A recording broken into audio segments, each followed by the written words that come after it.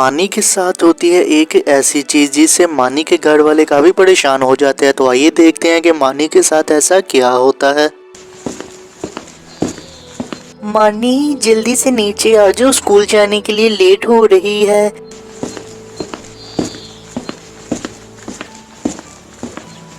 मामा जी आज मैंने स्कूल नहीं जाना, मुझे मेरी तबीयत ठीक नहीं लग रही। क्यों, क्या हुआ है तुम्हारी तबीयत को? चलो जल्दी से फ्रेश होकर आओ और नाश्ता करके स्कूल के लिए जाओ। फिर मानी नाश्ता करके स्कूल के लिए चला जाता है।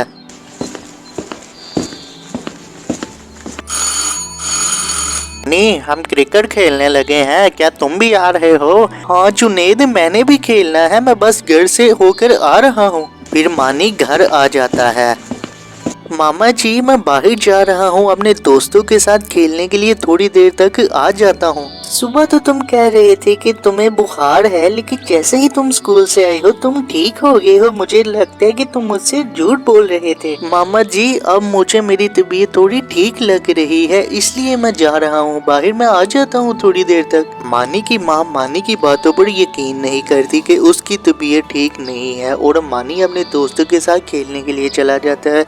और इसी तरह से अगला दिन शुरू हो जाता है और फिर होता है मानी के साथ कुछ ऐसा जिससे वो हैरान हो जाता है। तो आइए देखते हैं कि ऐसा क्या होता है। ठीक है बेगम, मैं जा रहा हूँ काम पर। मानी के पापा अब थोड़ी देर तक रुक जाएं, मैं मानी को उठा कर आती हूँ, वो नाश्ते कर ले, आप उसे भी ले जाइएगा और जाते वक्त उसे स्कूल छोड़ जाइएगा। चलो ठीक है, जल्दी से बुला लो मानी को। मानी कब से तुम्हें मैं आवाजें लगा रही थी लेकिन तुम उठते ही नहीं। चलो जल्दी से अब नाश्ता करो, तुम्हारे पापा तुम्हें स्कूल छोड़ जाएंगे। मानी चलो जल्दी कर लो, मुझे आगे ही बहुत लेट हो रही है। मामा जी मुझे बहुत चक्कर आ रहे हैं।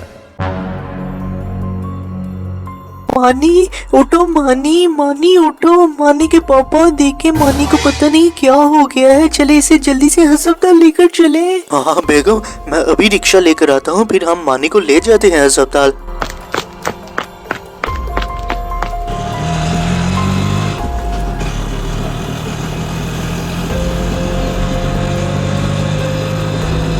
मानी का पापा रिक्शा लेकर आता है और वो मानी को अस्पताल लेकर चले जाते हैं और वो दोनों काफी परेशान होते हैं। तो आइए देखते हैं कि डॉक्टर मानी के बारे में क्या कहता है।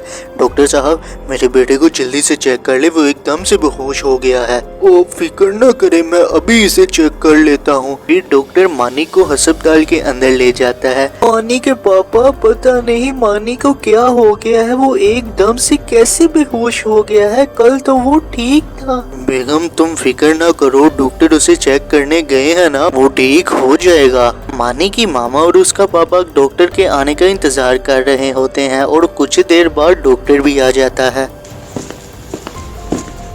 डॉक्टर साहब क्या हुआ था मानी को, वो ठीक तो है ना? आप फिक्र ना करें, उसे बहुत तेज बुखार हो गया था और कमजोरी की वजह से वो बेहोश हो गया था, लेकिन अब मैंने उसे दवाई दे दी है, वो पहले से बेहतर है। क्या?